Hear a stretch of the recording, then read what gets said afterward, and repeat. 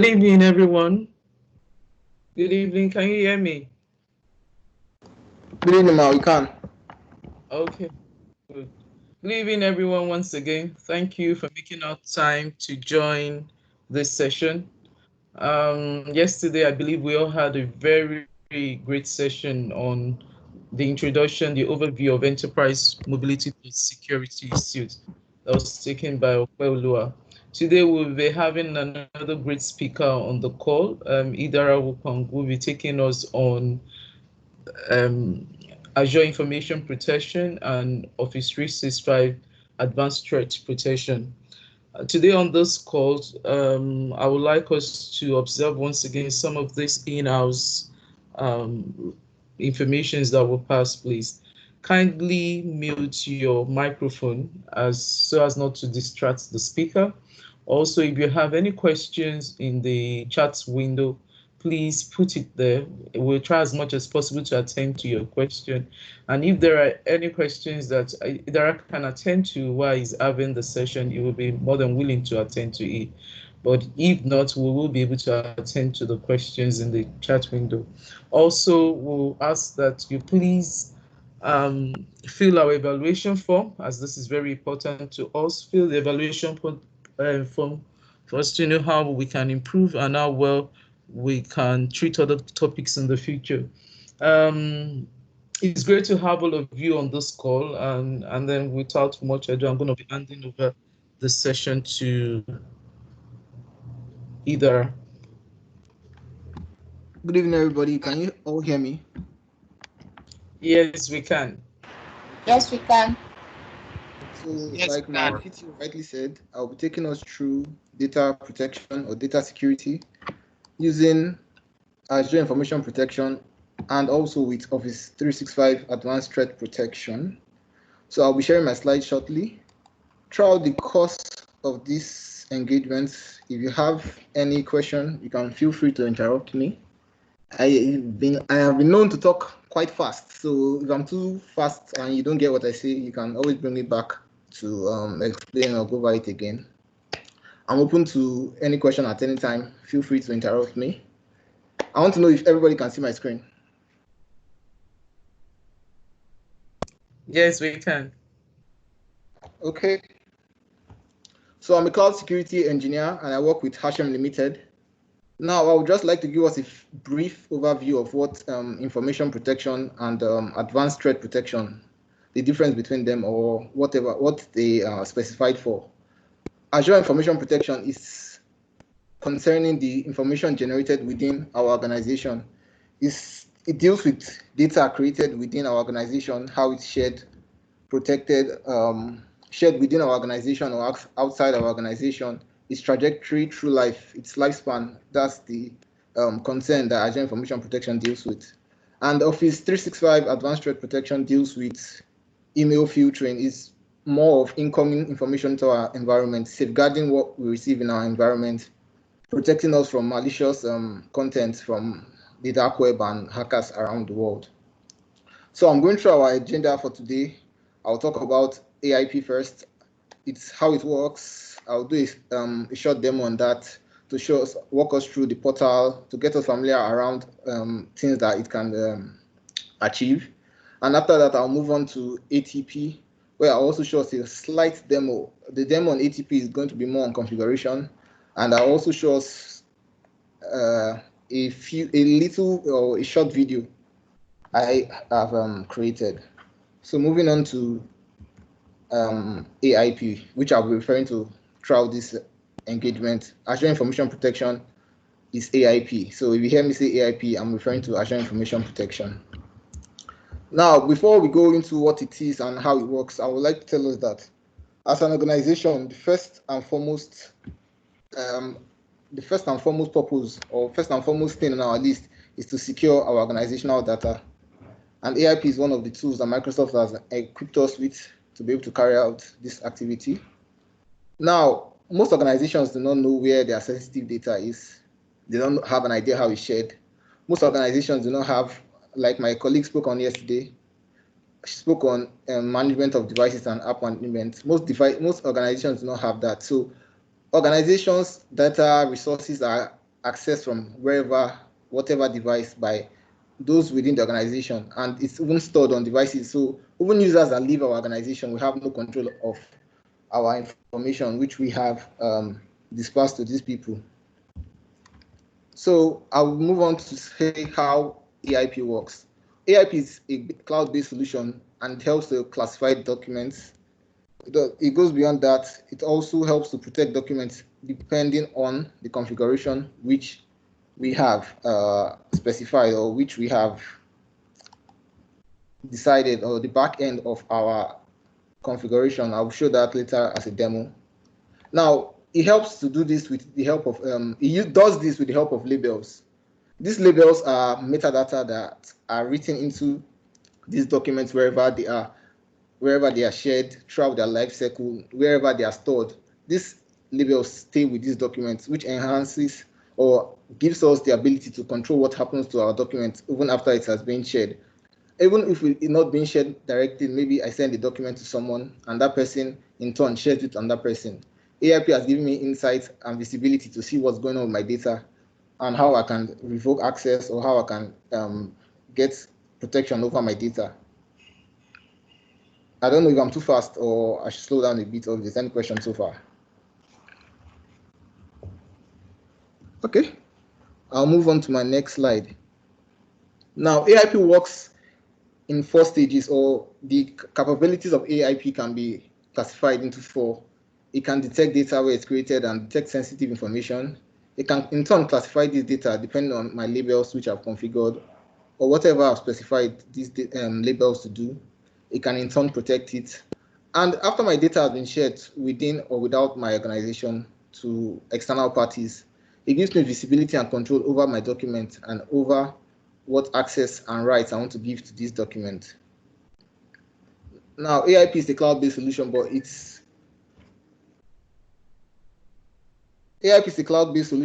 it's not specified or restricted by just cloud-based creation or cloud-based data. Even on-premise data can also be classified or reached by AIP. AIP has the ability to also classify already existing data, because someone might have a question like, okay, I want to now implement AIP in my organization, but before I do this, I already have sensitive information in my organization that is stored either in cloud repositories or on-prem repositories like file servers or SharePoint Online. What do I do to sensitive information that's there that I already had or I already created before AIP implementation? AIP gives us the ability to go into our repositories and search for data, classify this data automatically, or recommend classification for us to use on this already existing data. Now I'll go to the types of classifications we have. Please let me know if I'm too fast so I can slow down a bit. As for classifications, we have the automatic classification and we have the recommended classification. One thing I would like to also have behind our mind is that AIP is also license-based. There are various AIP plans we can achieve. So all the things I would say on this slide might not be achievable with plans that you have or you want to implement. So I'll also take us through the AIP license plans and what you can achieve with each license plan. Now, for automatic classification and recommended classification, I like to describe them together. Automatic classification. Sorry, does someone want to say something?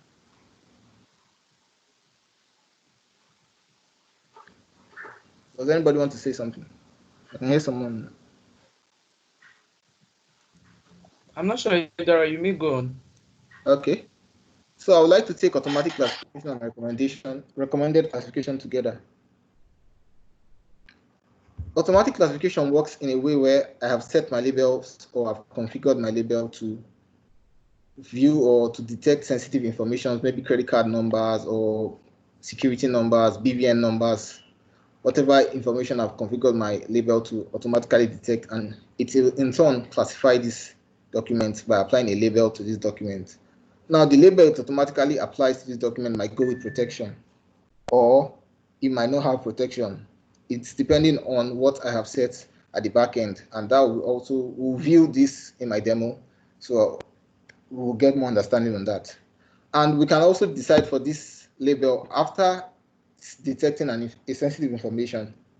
I can decide to say, okay, I want to use this label the label should be recommended. So if it sees a sensitive information, like I said, credit card number, or it sees my BVN number or something, it should recommend that my user should classify this document as this or whatever name I've given that label. Maybe I say restricted or confidential.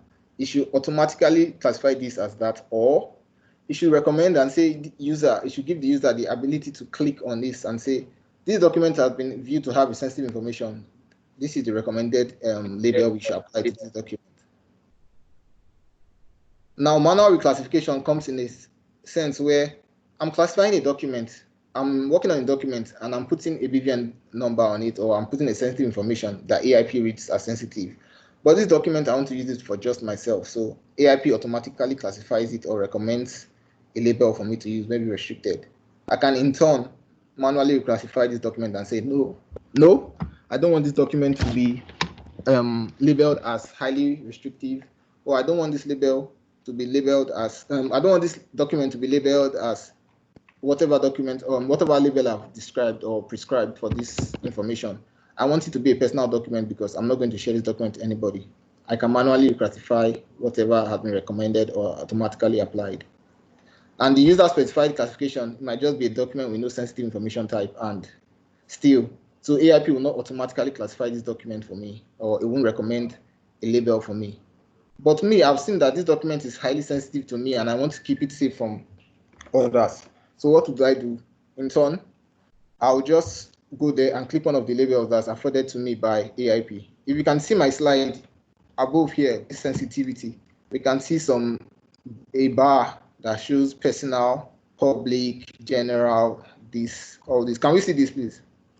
This is because I have AIP client installed on my system. Yes. And therefore I can classify this my slide. Please, I can't see your slide. Is Mr. Ida, please see your slide. You can't see my slide. Okay, so you may have to rejoin. You may have to go out and rejoin again for you to be able to see it. So, okay. Mr. I'm doing that right away because we are like 3 people here looking at on the training. Let me reshare the screen and see if that will help. Okay, good. I think we can see it. I think it's a function of your bandwidth. We can see it. We can see I can see it. Okay, so I think this is a function of your bandwidth. Maybe you just want to rejoin. Maybe you sign out and rejoin, please. Okay, so when you sign out and rejoin, please let me know if you can see my slide. I'll move on to user-specified classification, which I was explaining. Any document I'm creating by myself or that hasn't been viewed by AIP to have sensitive information, I can decide to classify this document. If the document is confidential to me, even if it's a poem I wrote, and I think that's confidential to me, I don't want anybody else to be able to view this document, or even if I share it mistakenly to someone, or someone comes in contact with my system and wants to share this document with himself, he should not have rights over this document. I can use the user-specified classification and just select one. Maybe I'll choose highly confidential or personal. Although personal here doesn't have protection, but we'll get to that shortly. So that's all about classification: automatic, recommended, manual reclassification, and user-specified. Oh, I forgot to mention about the manual reclassification. Now, manual reclassification, I know somebody might have a question saying, what if AIP has automatically classified the document and it's actually sensitive, but my user wants to reclassify this document so he can send it to someone else to be able to view it? You can set for this user to always give a justification before reclassifying documents. So move on. Now, also protection, which comes after classification or optionally comes after classification. I can have a watermark on my document, say, like when we receive packages from wherever we buy them from, we can see some packages that say do not open or do not accept if the seal is broken, do not fragile, do not handle with care, fragile. Now, those watermarks or those seals do not go with protection because people at the post office, we know they always come, they can even open your packages and take whatever they want from it. But AIP goes further than classifying that document. It goes to protect the document, put steps in place, things to actually make sure that I have classified this document as confidential. And if you go ahead to try and view this document or try and abuse this document, I also have put things in place to stop you from abusing this document. Now, AIP is built on RMS, which is Right Management Service, which was Microsoft's initial, should I say, first stage of AIP. AIP is like the second stage of RMS. AIP is actually built on that, and there are RMS templates that are built behind every label you create with AIP, so that there are apps that don't have this ability to use labels, but they can understand RMS templates. AIP creates templates behind each label so you can work with those apps. AIP, you can see, it says it also can be used with own line of business applications. AIP also works with some other third-party tools like Adobe, where you can also use AIP to classify documents from them. There are a lot of other third-party tools that AIP works with. So Microsoft is trying to integrate not just Microsoft products, but other third-party tools with this powerful tool. Going on to the visibility and control that AIP gives us. It says keep track of who, when, and where shared data has been accessed. Now, this is very, should I say, helpful, especially when we're sharing sensitive documents. I want to give an instance of, imagine maybe you share a quote to a potential client now, and AIP gives you the ability to see if the client has opened this attachment to view your quote. AIP also gives you the ability to ensure that this quote cannot be tampered with. Imagine you quote some amount of money for a job to be done, and when you send it to the contract team or the project management team or whoever is supposed to work with, with your potential client, the person in turn adds figures to it, either for his own personal gain or adds figures to it just to discredit your quote. Now, AIP gives us things in place to protect our organization from such a thing. We can ensure that our quotes cannot be edited or cannot be forwarded to other, shall I say, rivals or competitors in the same market. Even if we fail to do this or to protect our data, AIP gives us the visibility to see who has accessed the data. So if I've shared a document with someone and the person has in turn shared the document with another person, AIP gives me visibility to see who has viewed my data, and then allows me to revoke access if need be. If I notice that my data or my document which I've shared with someone has been abused or has been shared with someone else which I didn't intend it for, it gives me the right to revoke access. The thing about AIP is AIP, like Microsoft is always talking about zero trust. AIP works not just for people that you have shared documents with outside the organization. AIP works within your organization. So I can also revoke access for someone within my organization if I've shared document with him and I feel it's been abused, or I send document to him and it's not the one I'm supposed to share the document with, or I made a mistake or something. AIP gives me a form of second chance to be able to correct this and to revoke access to whatever document I've shared with anyone. As for logging and reporting, AIP gives visibility. That's more of the back-end team, the security people. AIP gives you visibility to see the labels that have been applied over a short period of time in your organization, where these labels have been applied, what devices have been used, how often do your users actually create labels or label documents, what kind of sensitivity and what kind of sensitive documents have been generated by your users, and which is being shared. So I'll move on to my next slide, which is showing the life cycle of a data. In the scenario I painted earlier about sharing a quote or something to a potential client, and you discover that this client has now shared the document with someone else or shared the document with a competitor which you do not want. Now you create this document and you classify this document. For instance, the label you have used to classify your document is protected. So he might not be able to edit it, but he can forward it in, and now he has shared it with someone else. So tracking your document, you have discovered that your data that you're monitoring has been viewed not just by the client which is potentially in business with you, but it has also been viewed by someone else which is not supposed to have access to such information or privilege to such information. You then in turn have the right to retain expire and delete data. Yes. Oh, this expire gives me or prompts my memory. During our configuration, which we will also see, AIP gives us the ability to be able to set our documents to actually expire, to say after so period, I want this document not to be viewed by this person. AIP lets us say this document must be viewed online. The person must have internet to view this document, which will give us a stronghold to be able to revoke access at any time. Now, this is our portal. I put this picture here, even though we're going to see on my portal live as a live demo. I put this picture here because on my own tenant, I've actually done a lot of extra labels and a lot of different configurations. So I want us to be able to view what by default we're going to get in our client. If I am trying to configure AIP for the first time, or I'm going to my Azure portal, I'm clicking on my Azure Information Protection portal for the very first time. These are like the default labels that Microsoft has given us to make sure that we have an idea or to understand what we can do with these labels, and also to guide us and make things easier for us to be able to create labels or just use this one they have given us. It's like a general purpose label that they have given, and maybe they've done a survey and seen what people have requested and seeing what people want to do with their labels. So they just created a default template for people. So when you get there, instead of if this meets your requirements, you can just continue using the default.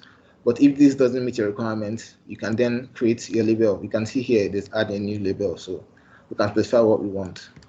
Now, going by that, this marking column and this protection column, we can see that under the personal, the public, and the general, there's no marking and there's no protection ticked, because these labels, when we use them on documents, they will not have any marking, like, those watermarks that appear behind documents, confidential documents, or branded by companies. Watermarks. Even remember our BlackBerry phones, when we screen grab charts or screen grab a message, there used to be one watermark beneath it saying screen grabber used, like the trademark of the company, to make sure that people know that their logo or their app was used to carry out this activity. So there's no marking on this, no sign or visual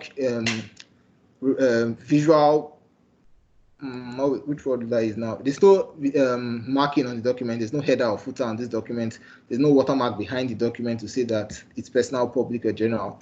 And labels also do not have these labels. These first three, the personal, the public, and general, do not have protection. They just are labels to classify the document, to say it's a personal document, it's public, and it's general.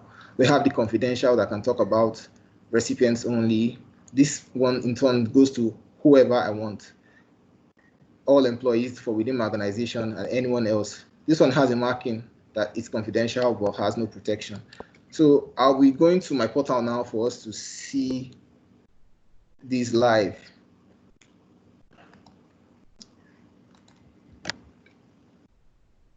So yes, ma'am. Please, yes, could you do me a favor? Can you minimize this MCTNAIJA virtual? Thank you. No problem. So can we see my portal, my AIP portal?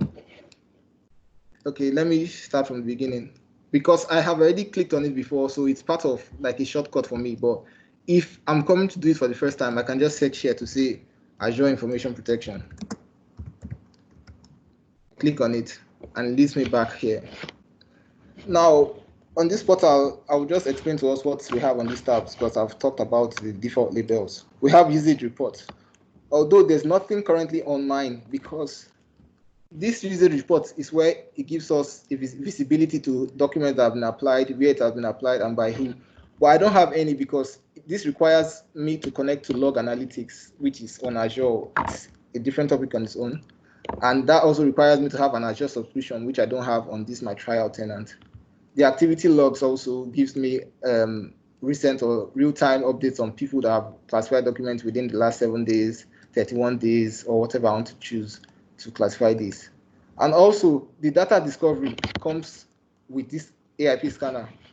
Earlier, I told us about the fact that AIP can still discover the documents that have been generated before I want to implement AIP. Documents that are already existing within my organization in different repositories, either on cloud or on-prem. AIP gives me the ability to go and search for this data, data wherever it is and classify this data.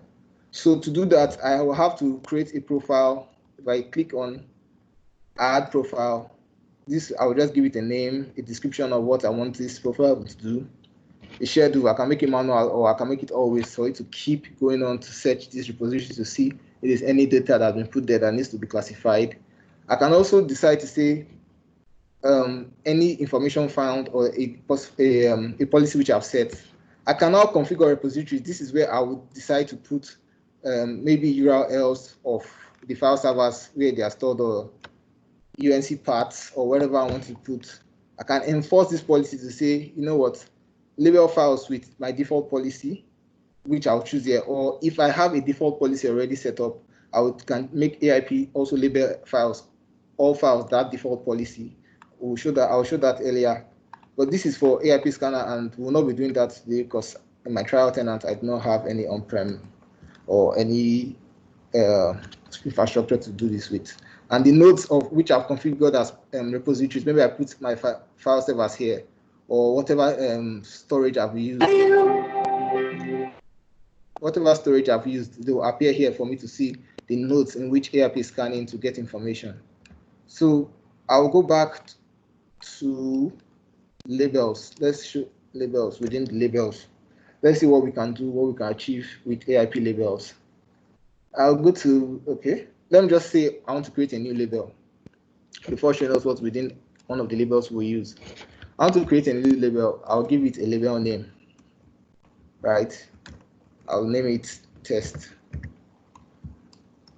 What's the description of this label? What do I want this label to do? So my users will be able to get this information when they want to apply this label. So they'll know why this label is being used or when to use this label. Because if I just install AIP clients on systems for users, right, and they now see the protection bar in their document, like this one that's up here.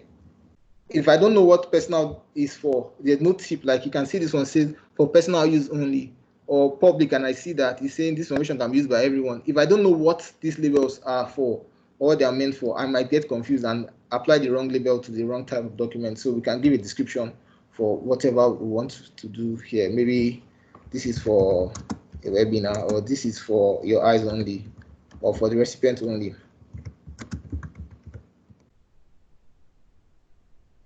In turn, choose a color which will apply to the label. To say, if I click on this, let me show us my PowerPoint again.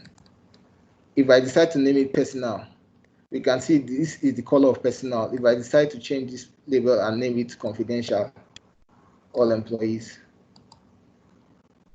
we can see that the color has changed to confidential, and this color of this is orange. This is basically just, should I say, beautification or separation. This is not really the main purpose of this label. Now, if I want to use this label to protect a document, I'll click on protect. If I want to use this label to just classify document, I'll ignore that part and go down. So now I want to say I want to protect the document, but I want to now use the document. Which permissions do I want people to have when they use this document, or when I use this label on this document and send to someone? What do I want this person to be able to do? Do I want the person to have set user defined permissions? This one says in Outlook apply the do not forward.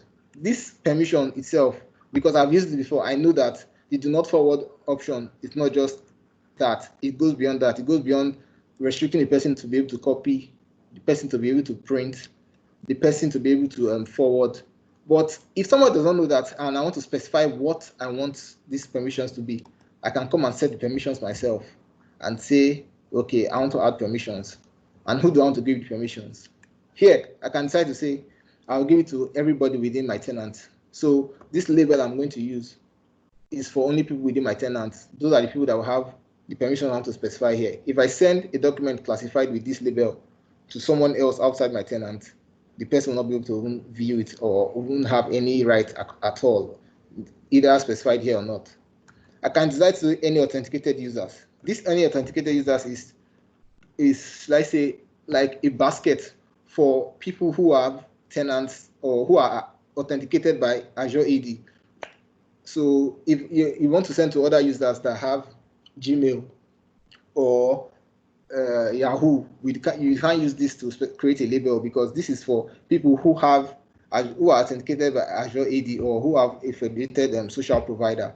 Now, if I want to decide to say, okay, I don't want anybody here, I want to send this label, I want the document with this label to be applied to people who have just any Gmail users or Yahoo mail users, I can specify this by clicking these enter labels and specify yahoo.com. And this label now can be used for people who are in Yahoo. I can come back here and add authenticated users. I can come back those within my domain. I can come here and add those that are authenticated by Azure AD. So I can send from one company to another. If they both use Azure AD, Microsoft products, this authenticated user caters for all those. I can also come and specify the right time to give the person. Co-owner, it allows person view, edit, save, print, copy, reply, forward. The person basically has all the rights, like he was the one that created the document. Co-author just removes the fact that he can change the rights on the document. So if I apply a label to that document, he can't change the label I apply to that document, but he can do everything else he wants. Forward the document to whoever he wants, edit it, change the numbers, or print it, or even save it on the system. Now, if I want to give the person reviewer remove the right for the person to print and copy from this document. It gives the person just rights to print, to save, edit, view, reply, and forward. Viewer gives the person rights just to view. And I can just say custom. I want this person to be able to view it. Maybe like I gave the former or the earlier example. Maybe it's a quote and I want the person to be able to view it. And I also want the person to be able to print it to submit it to maybe another department or share it to somebody else. But I don't want the person to be able to save it on this document, on the system. I don't want the person to be able to reply me. I don't want the person to be able to forward. But since it's a quote, I'll say the person should be able to reply me and reply all I've copied in the quote, because I want my superiors or I want those I've copied in the mail to be able to see reply if I've gotten this this contract or not. Well, I won't let the person forward it to anybody else. I won't let the person change the rights on this document, and I won't let the person save. So the person can only print the document, reply me, or view this document. That's all the rights the person has. Going beyond that, I'll come back to this point. Now, file content expiration. I can also say I want this document to expire. If the person has not answered me before the 28th of May, I want the document to expire by then. The person should not be able to have access to the document. Or if I don't have, if I don't want to check the date, I can say I give the person 4 days for the person to be able to view this document and come to a conclusion. After that, he won't be able to view this document. But to back up this expiration, I can decide to say also, I want this person to use internet for this document every time he uses the document.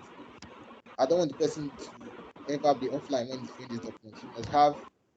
It must be online to view this document. If it's not online, he doesn't have internet access, he can't view my document. I want this person to be able to view this document maybe for the first 2 days. After that, he can't view this document without the use of internet on the system. I can specify that. Now, coming back to the first page, that's all about protection and the options we have to choose from. Does anyone have a question so far? Okay, so I'll go on. Now, as for markings. I'm sorry. Yeah. Okay, either I don't know whether it's me. I think we're struggling to hear you. Can you hear me? Someone's mic is not muted. I can hear some background. I can hear you. Sorry. Yes. Oh, sorry. Please unmute yourself. I made a mistake to mute you. You know you want to ask a question, please. Ibrahim, you can unmute yourself. Okay. Sorry. Can AIP check scan for non-Microsoft products? Sorry, I don't get the question. Non-Microsoft products. The question is, let me repeat the question for you, Idara. He's asking if AIP can check, can scan for non-Microsoft products. So things like PDF, things like that are non-Microsoft. Yes, AIP can do that. AIP works with a lot of third-party tools. If you're asking about the automatic classification, which I talked about in different repositories, there are different extensions, file extensions, which you can restrict to say AIP shouldn't check for, or there are extensions you can also put to say AIP should check for this extension. So AIP works with different third-party, different types of files. One more thing, does it have OCR capabilities, optical character recognition capabilities? If you are talking of automatic classification, maybe case sensitive, is that what you're talking about? No. OCR, no. Okay. Checking text from pictures. Okay, so I may not be able, maybe I should come in there. I think we may want to get back to you on that. I know that's one of the features that was requested for, and I think I'm not too sure. I cannot categorically say whether it is now possible, but let us get back to you on that. Okay, is there another question?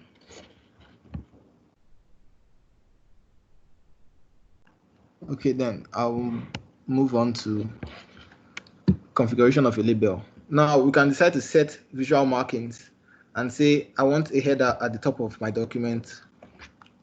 Now, what do I want this header to say? Do I want to say this is a test label, or this is confidential, or this is classified? I can decide to put a header, or I can decide not to have a header. It depends on me. The font size of the header. These are just beautification or customization, which I want. The color I want the header to have. Should it be black? Should it be green? What should be the print of this text, which the header is going to be in? Also, do I want the header color to be custom, which is, these, like our word paint, they have different shades that we can come up with color coding, so we can choose that, or we can just choose the default, the normal colors we already know, and select whichever one we want. Do I want this header alignment to be at the top left of my document, or at the center of my document, or at the top right of my document? Do I want this document to also have a footer? So if this is classified at the top of my document here, do I want this is classified also to be shown below my document? So if a user that's reading the document sees this from the bottom, it should also know that this document is classified. So I can put that here. The color also, I can choose that. I can now, coming to the watermark, which I said is like a print behind the document. Those documents that we'll see that have like a confidential stamp behind them, that's what a watermark is. So I can decide for my document to have a watermark and say whatever I want, confidential or test or whatever I've chosen for it to be, whatever I want the watermark to be. I can decide for the watermark font size, how big it should be, the print or the text should be, the color, the watermark layout. I can also decide to say, okay, this label I'm using, after all this I've set, I should add the condition that will make it automatically apply. So when the user is creating a document and it has so information, it should automatically apply this my label, which I've decided to create here. So I'll add a condition here. Now this condition is quite tricky because there are most of this information that have been put here. You can see Australia, you can see credit card research, we can see social security numbers and the rest and the likes of it. But there's really no Nigeria or African already default label created for us. The credit card information, which is quite general, also caters for just American Express and for Visa. So our MasterCards might not have the same have what it takes to be able to automatically classify using this condition. So I can decide to say I want to use a custom condition. Now this is where it quite gets tricky. It gets quite tricky because, okay, I want to see the condition is MasterCard number or whatever. I want it to be a MasterCard number. To get, I cannot put a phrase. I can put words here to say classify using any document that has the word house address, or whatever phrase I want to choose. Maybe sensitive, a document that someone has typed sensitive inside, and the word sensitive, and it occurs maybe the sensitive has been repeated 3 times or 4 times, 5 times. It should classify this. But we know how tricky this can be because any general document can have these words in them, and that will cause a lot of turmoil for our end users. This might cause a lot of struggle and a lot of complaints from our end users. So for a MasterCard number, there's something called irregular expression, which programmers use. That's beyond the scope of this engagement. So we can use a reg expression to say numbers that follow this pattern, maybe 4 digits space, 4 digits space, 4 digits, where we normally write our MasterCard numbers. It should automatically classify using this label. You know what I'm going to do now? I'm going to go to a label I already created because I want to show us what's within that label which we'll be using for, okay, this one was an extra label I created. Now this label, I created it for everybody. I set users for those authenticated users, and I gave them the permissions of just view rights only. Now the automatic condition I gave for this document, okay, is none, because I don't have a specified document, a specified condition for this document. But now I can decide to say I want to protect this document, and I use this label that the people I send this label to, which are beyond or within my organization, should have just viewer rights. I can in turn show you this one. All employees, okay. That has a document, has an automatic condition, and in this automatic condition, I've used a regex which says that any document that has numbers that match a pattern, maybe a pattern that looks like MasterCard digits or Visa card digits or whatever credit card digits might be used. I've created this regex is what will tell that document to tell AIP, or AIP will use to automatically classify that document using the regex pattern which I've specified. I'll also show that when I go to my next part of this demo. Oh, time is well spent.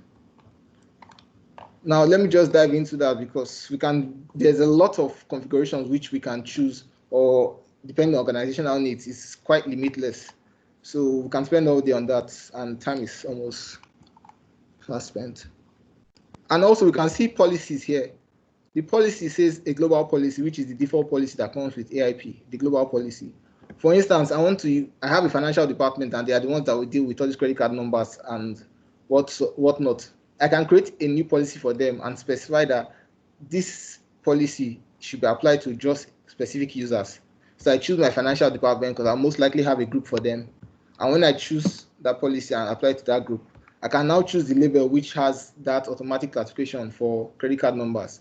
Because I know the financial department is the only one that will work with this information. I can just apply policy to them, and this will not be organization-wide. So those are organization-wide will have the global policy. But this specific policy I've created will just apply to those users I've chosen. So now I'll go to a virtual machine which I created to just show us. Can we see my screen, or do I make it bigger? My virtual machine.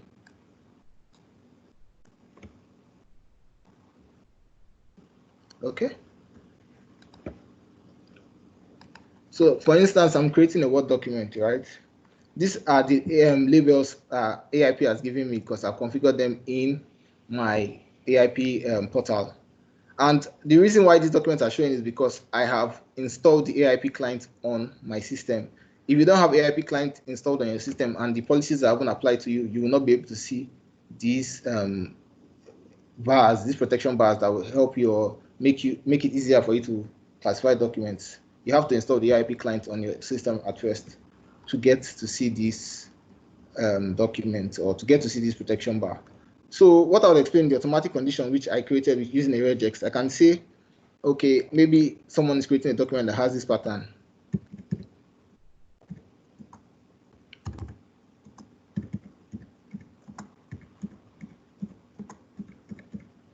And after creating document, writing some other things, maybe find below or find above, find above.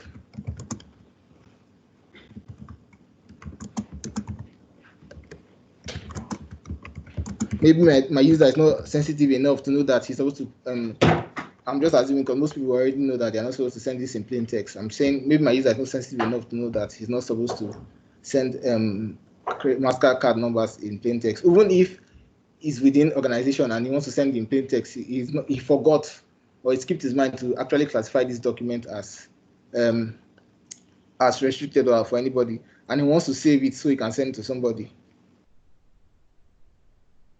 Now AIP is sensitive enough because of the backend configuration I've done and the automatic configuration I've done. You see, it says this file was automatically. Let me try and expand this. It says this file was automatically labeled as highly confidential for all employees because AIP has been able to go into, I'll be able to view the sensitive information within this document that has been created to know that this pattern matches something in the conditions set within a label I have or a label I possess, to say any number or any pattern that has any number that has this pattern is maybe a Visa card or a credit card number or is sensitive, and I should classify it as this restricted label. So AIP knows this, and it can in turn give me insight or give me automatic classification for my user. So my end user might forget to classify a document, but AIP has made sure that this document is classified because it has sensitive info. Now I can create another document. Yeah.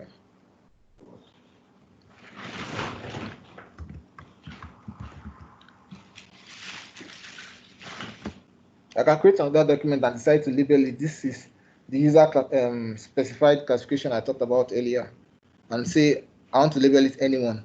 If we recall, the anyone label can be used to send to anybody who's authenticated by Azure AD. So I want to send this document outside my organization, but I also want the person to just be able to view. I don't want the person to have any other rights over this document. So I want to send to someone outside my organization, but I want my document to also be protected. I can save this document as anyone.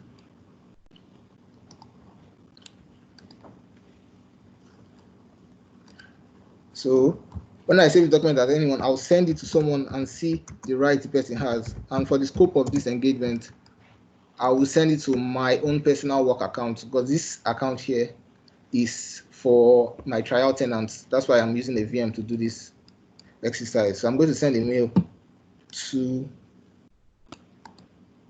myself, my personal account.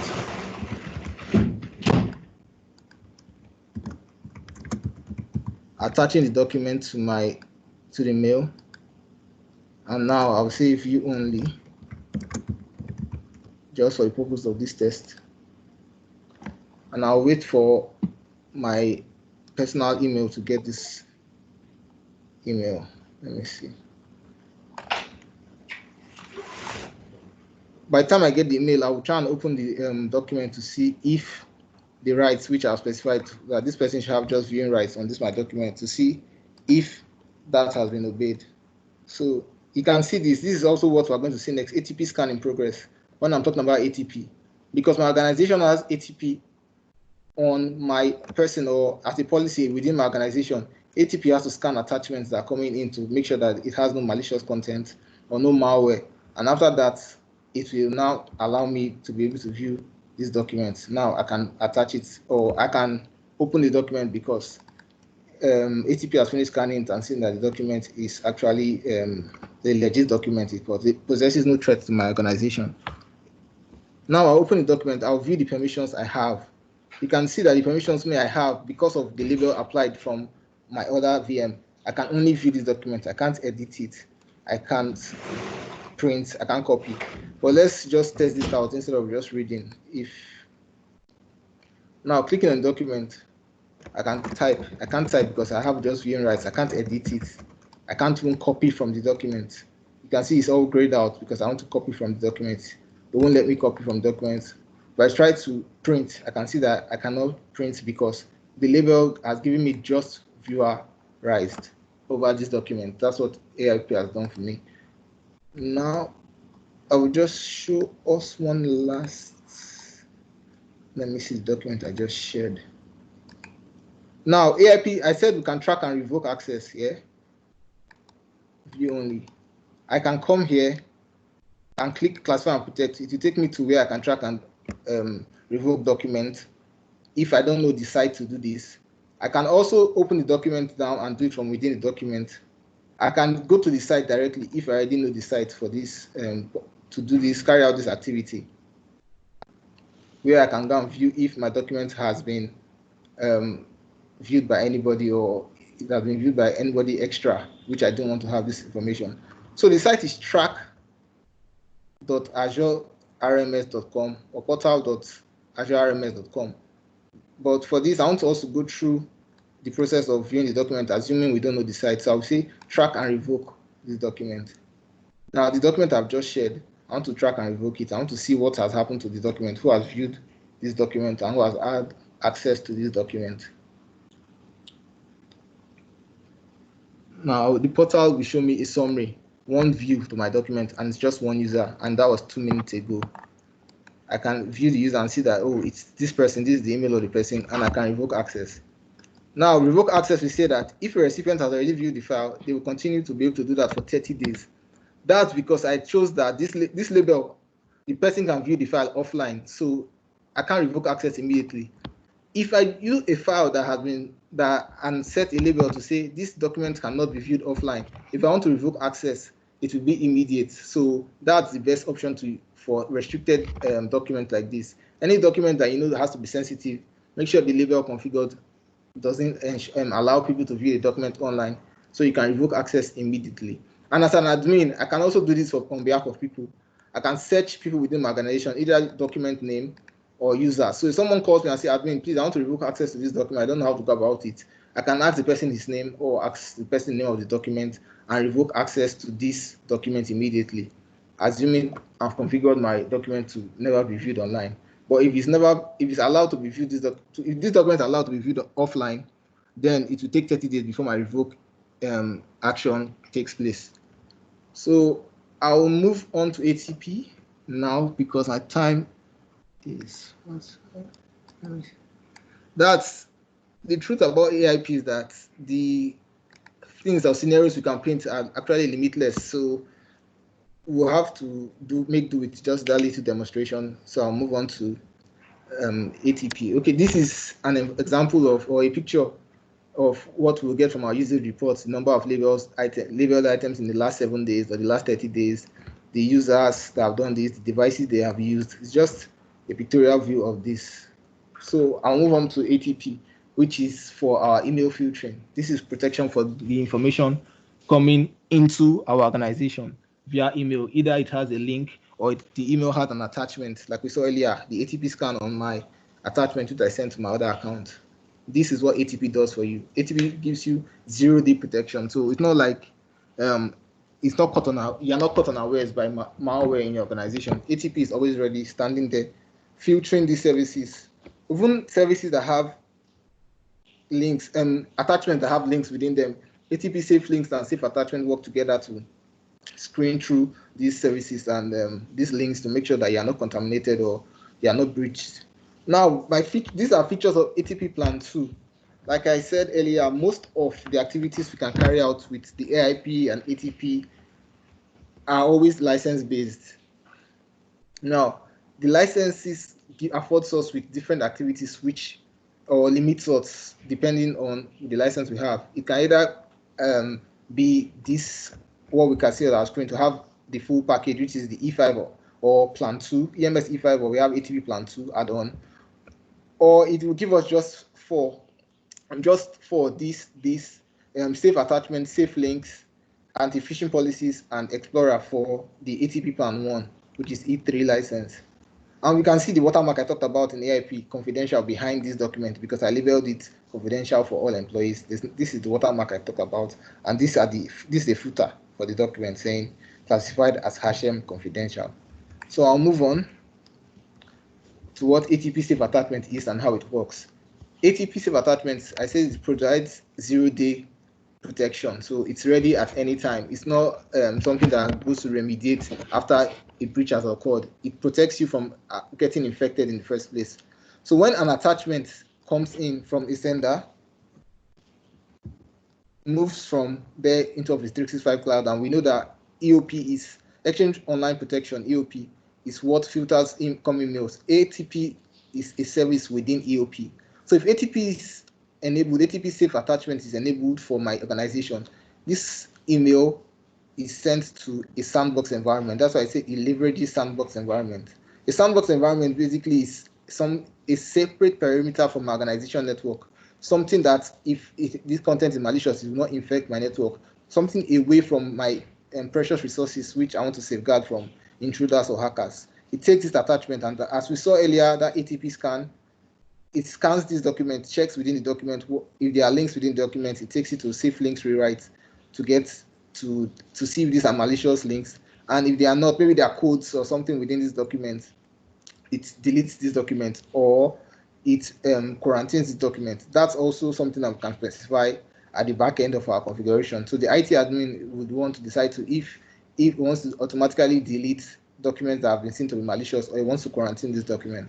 But it's mostly safer to quarantine documents, because sometimes maybe I sent a script to another of my admin, which he wants to run on that computer. ATP might see the script saying that it can edit the registry key of a computer, or maybe it can carry out elevated commands on a computer and see it as potentially malicious. It can delete it, and that file is actually important and safe. So I would like this file to be quarantined, so I can go there and release the file if it's not malicious, or if I send this file on purpose, or I know the source of this file. So it's always good to quarantine our documents. And if there are links, I said to rewrite the link and now deliver it to the intended recipient.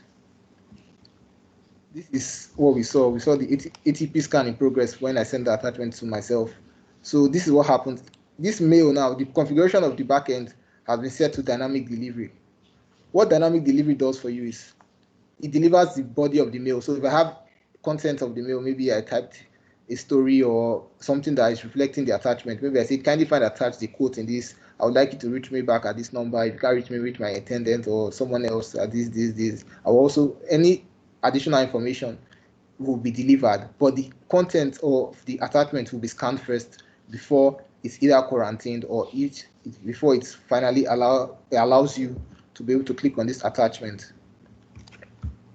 So there are different configurations we do at the back end to decide what will happen to any malicious attachment or any potentially malicious attachment, because there are also false positives, as we know. It's possible to see some documents that are legit or from legit sources as malicious because of the file format or whatever it is containing. So yeah, ATP gives us the ability to decide what happens to this malicious content: quarantine, delete, replace, or whatever we want to choose.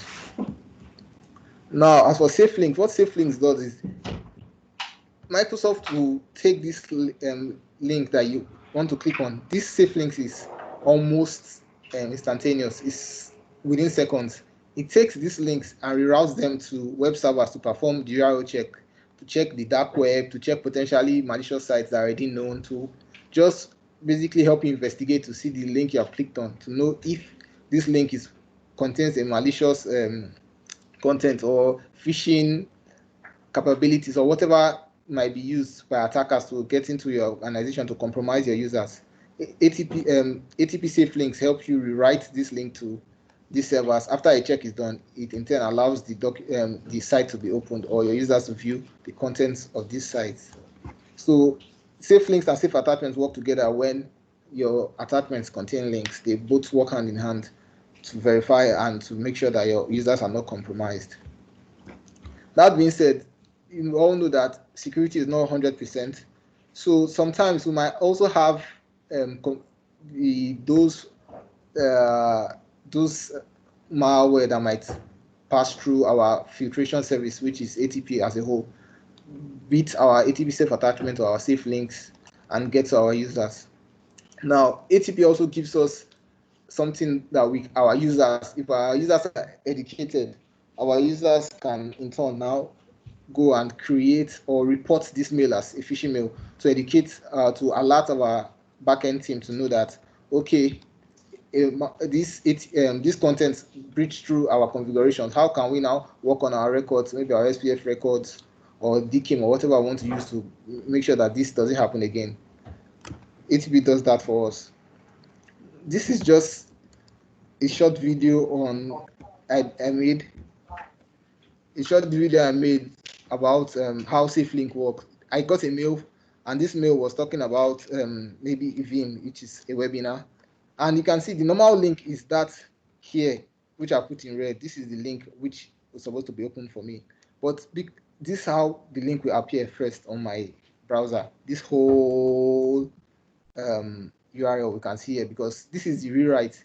He rewrites this link to direct it to their servers to make sure that this does not contain any form of malware that can compromise my organization and take my credentials, before redirecting me back to this link for me to go to the actual site and carry on whatever I'm supposed to do in that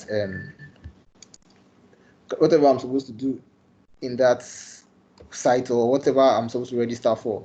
Now, the anti-phishing comes as an add-on, kind of basically after my saved attachments and safe links. Anti-phishing, we all know that anti-phishing, the most popular anti-phishing method or anti-phishing mode is the spear phishing, where the users that are targeted our top management staffs. It's hard for users to just send phishing mails to anybody else, like low-level staff, because they know those people do not have this the capability to be able to carry out or give orders in this organization. So anti-phishing is something that we can also carry out across our organization, and now go in depth to specific users within our organization, like our management staffs, the head of IT, people that have elevated command or roles in our organization, to in turn protect them and give them more and more secure policies within our organization. That's what phishing does for us, anti-phishing policies. Now, these other four are the extra that you won't get for ATP Plan 1. This is the highest or the complete package of ATP.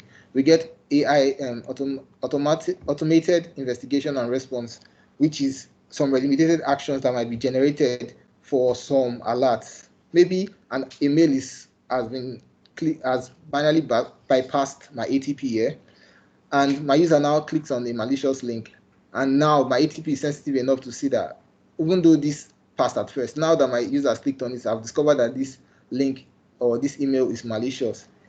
It gives me the ability to automatically investigate and respond to this.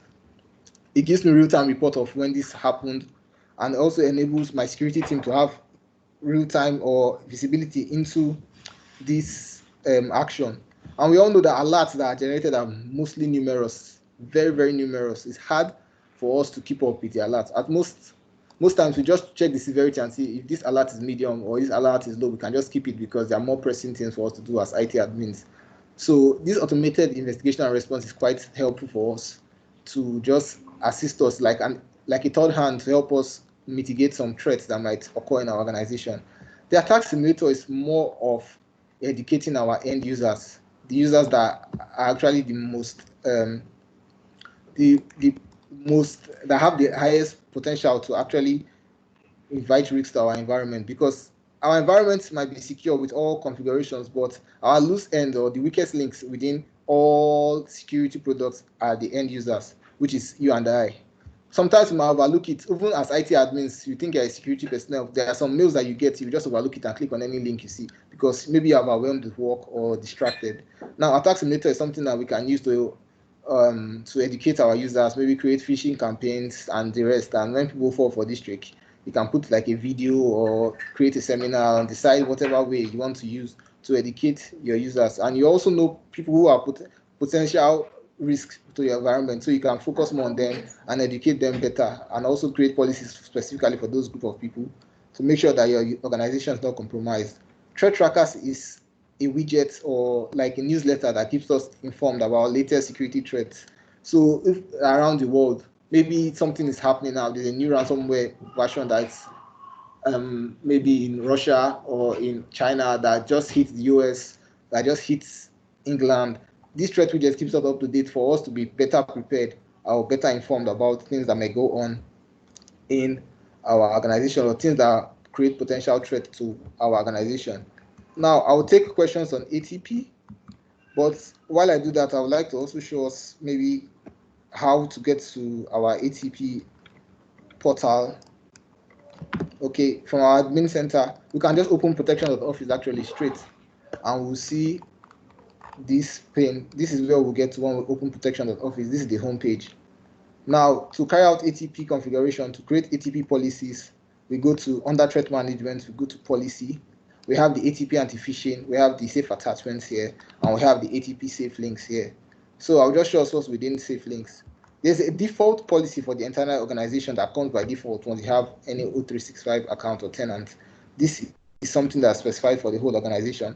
And I also said policies can be created for specific users to make sure that these users do not, these users are well protected, or these users get extra protection, or whatever you want to do for these users. Within this policy, there are things we can do. We can block specific URLs. I don't want my users to be able to click on such a link coming from maybe YouTube, or coming from this malicious website that is known. Maybe there's a malicious website called www.phishing.com. I can specifically block that website or block that domain name and say anything that has phishing.com in it. I don't care whatever the prefix is to this URL. I want to block it for my users. I want Office 365, all applications use safe links. All Office 365 applications, not just specific ones like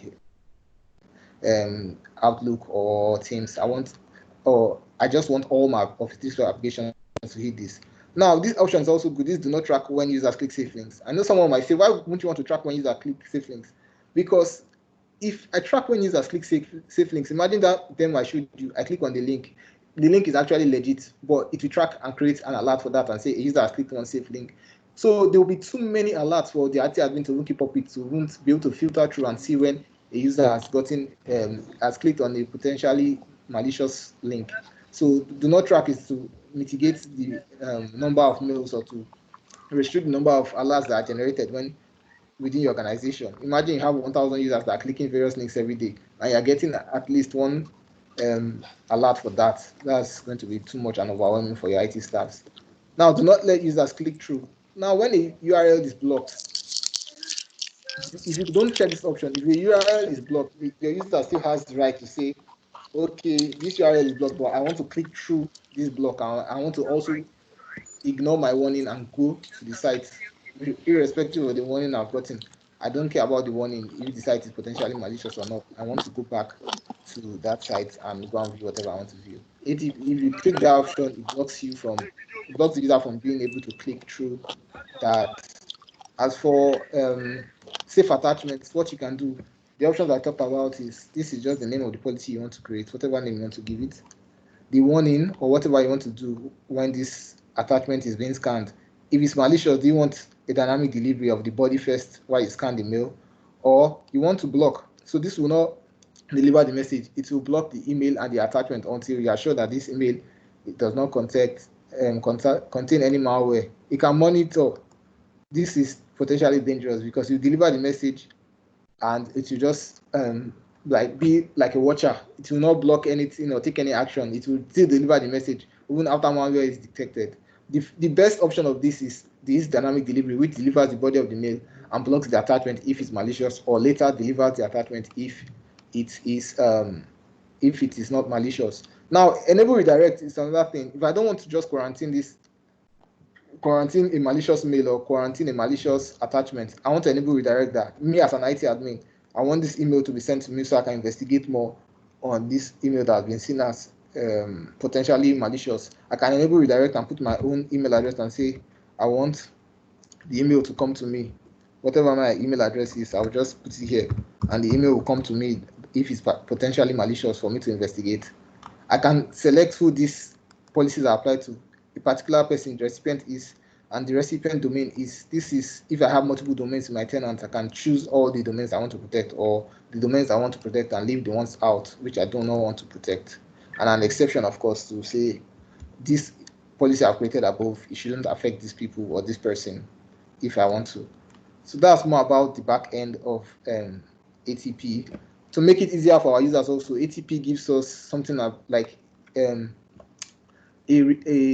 report tool that we can deploy for our end users.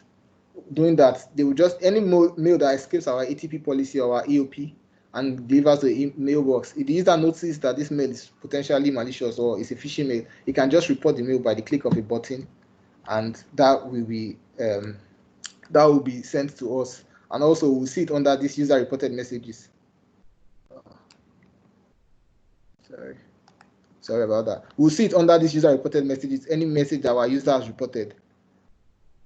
It's like an add-in that comes with ATP, where we can decide to say we give users the ability to report mails that have escaped our policies that we have created.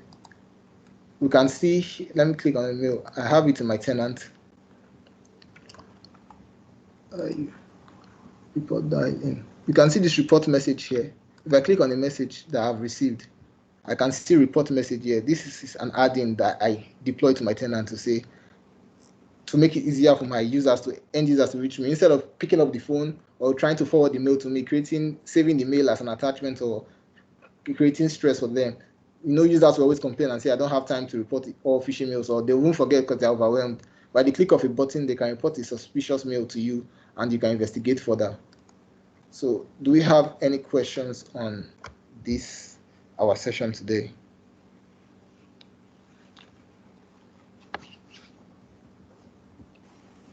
Okay.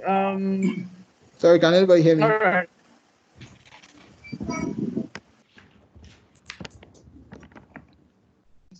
Hello? Yes, we can hear you. Can you hear me? Yes, we can. Yes, we anyone can hear. Is it possible for you to have a snapshot of your attachment while the scanning is happening? Because I know a number of technologies actually give you that capability. So I want to know, does ATP give you the ability to actually have a snapshot, just like a preview, an unedited view of your attachment? So do you have any questions for today's session on ATP or AIP? The question is asking is on ATP, if you can have a preview of your attachment while the scanning is still going on.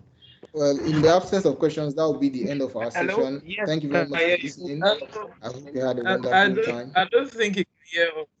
I'm not sure either I can hear us. Apologies for rushing through the ATP. Time was fast spent. Hello? Somebody, sorry, please, who is Ibrahim? You're mute.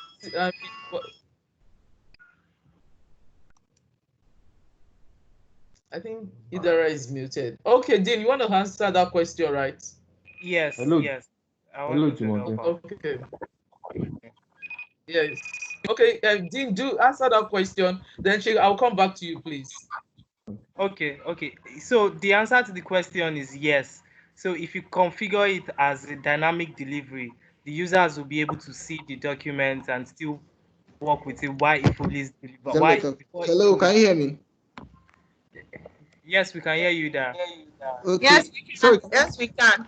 Okay. You said if it's possible for me to check an attachment that is still being scanned. Yes. No, it's not possible. That's what ATP does for you. It makes sure that your users cannot click on attachments without it being ensured that it's safe for your users to open. So if it's scanning, you have to wait for it to drop for you to be able to view the file. I think it's the preview. Dude. Is there any other question? Yes. Sorry, can I take you back to AIP if you don't mind? Okay. Do you want me to share my slide again? No. Okay. So the question is, I'm using Intune and the user is actually developing or is actually creating a Word document on Intune. Okay. How do you label the document on a mobile device in the absence of an agent? To mobile device labeling of documents. Is that what you're asking? Creating a document of, yes, and the person is actually using Intune. Okay. I'm not entirely sure how it works because I've not done it, but I think there's a way to use your mobile devices if it's managed by Intune to automatically you'll be able to see sensitivity, like a sensitivity tab where you can apply the labels which you have created within your organization. But I'll have to get back to you on that to give you a total answer on that because I've not actually tried that. But there's a sensitivity tab where you can be able to apply these labels from your mobile app. But I'll confirm that and get back to you.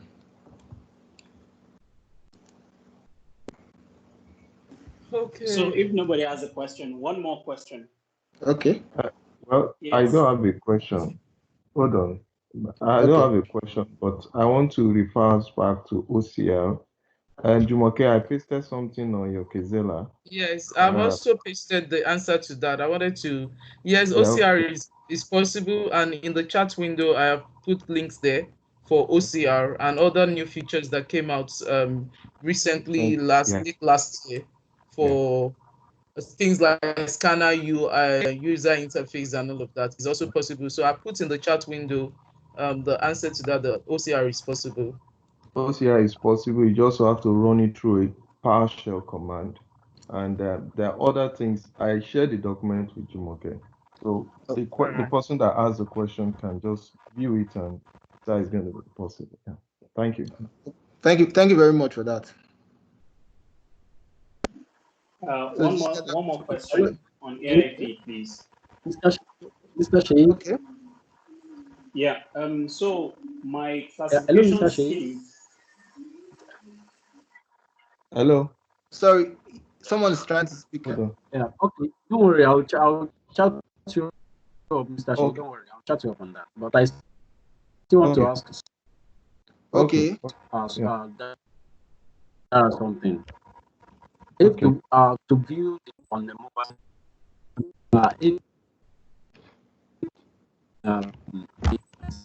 sorry, your network is breaking. I can't really hear you. Why is it removing? Why is it removing? I don't know if you're clear with that. Sorry, did anybody get the question? Because I didn't hear him. Okay, can you hear me now? Let me repeat the question. I can hear you now.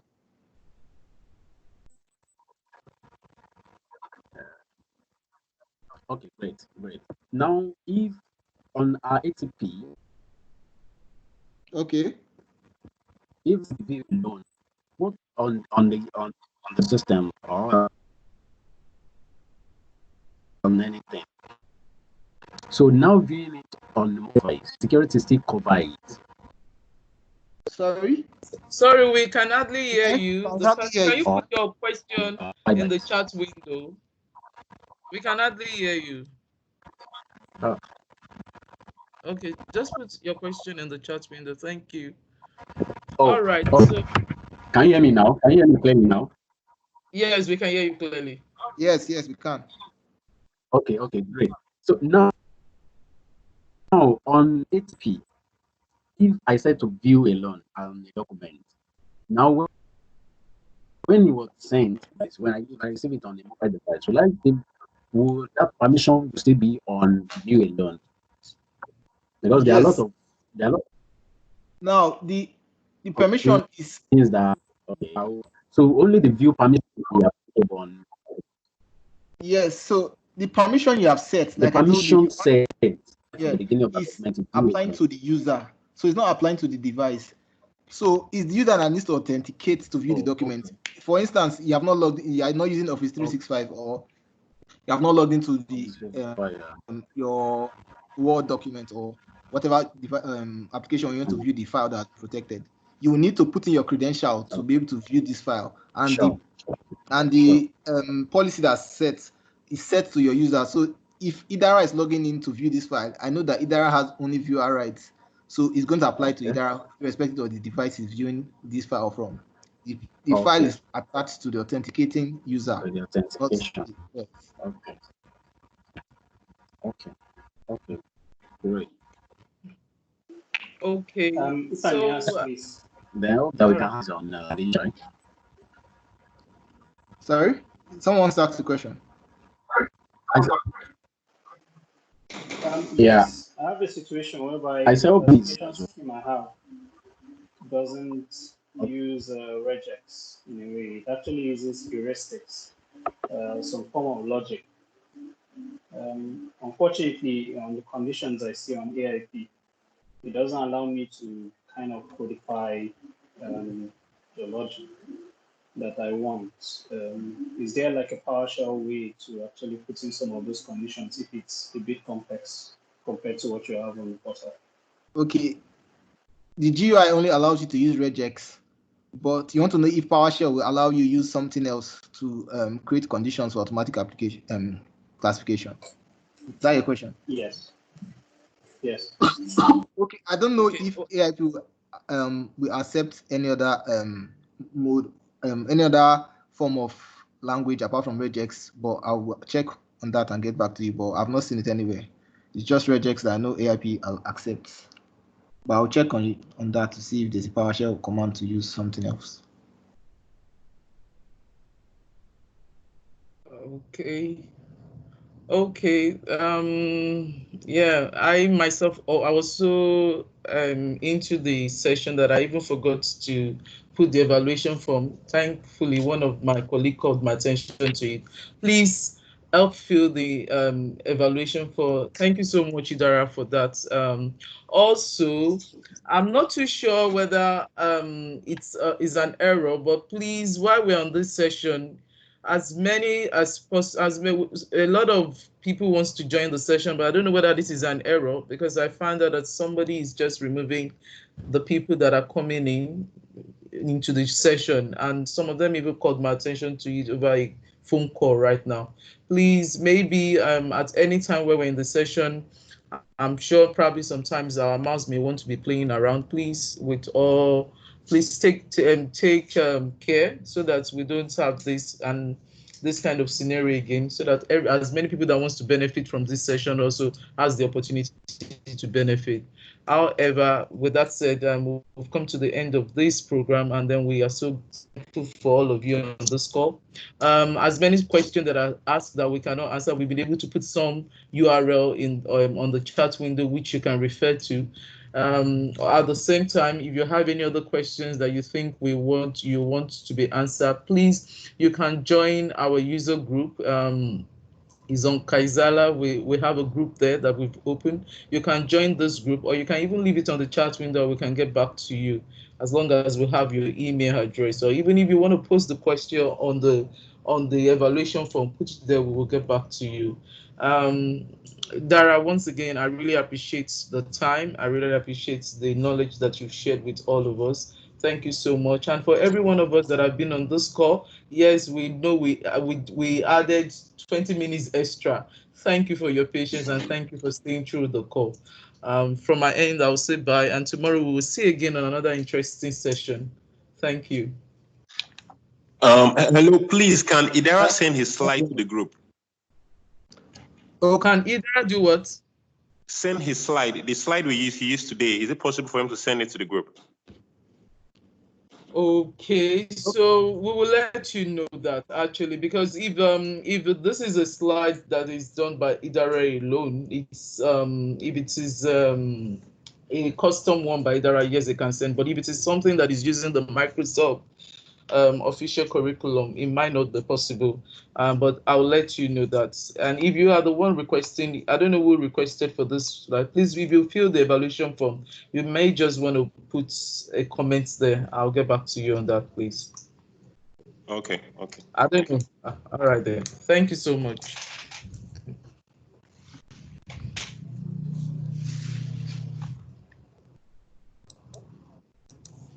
Okay.